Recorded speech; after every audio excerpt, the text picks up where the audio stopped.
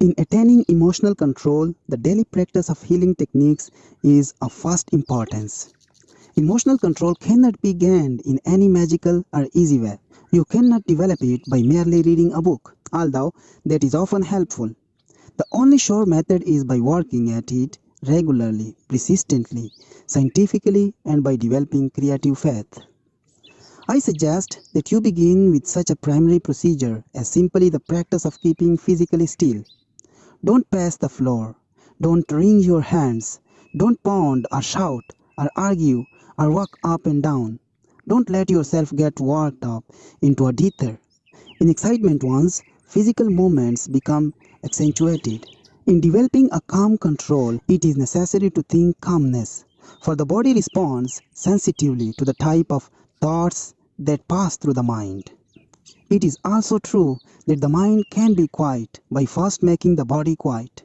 That is to say, a physical attitude can induce desired mental attitudes.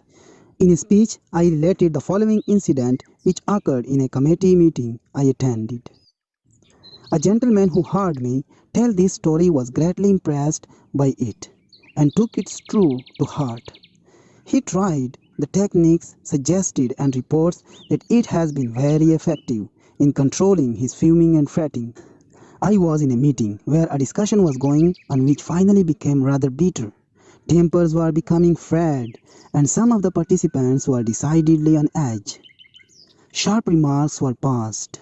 Suddenly one man arose, deliberately took off his coat, opened his collar, and lay down upon a couch.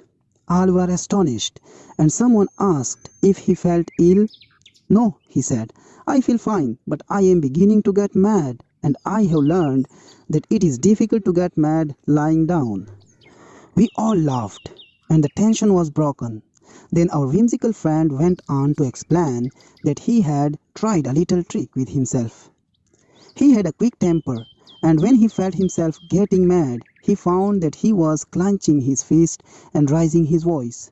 So he deliberately extended his fingers, not allowing them to form into a fist. In proportion to the rising of this tension or anger, he depressed his voice and talked in exaggerated low tones. "You cannot carry on an argument in a whisper," he said with a grin. This principle can be effective in controlling emotional excitements, fretting, and tension, as many have discovered by experimentation. A beginning step, therefore, in achieving calmness is to discipline your physical reactions. You will be surprised at how quickly this can reduce the heat of your emotions. And when emotional heat is driven off, fuming and fretting subside. You will be amazed at the energy and power you will save. You will be much less tired. It is, moreover, a good procedure to practice being phlegmatic or apathetic or even indifferent. To a certain extent, even practice being sluggish. People thus constituted are less likely to emotional breaks. Highly organized individuals may do well to cultivate these reactions to a degree at least. Naturally, one does not want to lose the keen, sensitive responsiveness characteristic of the highly organized individual, but the practice of being phlegmatic tends to bring such a keyed-up personality to a balanced emotional position.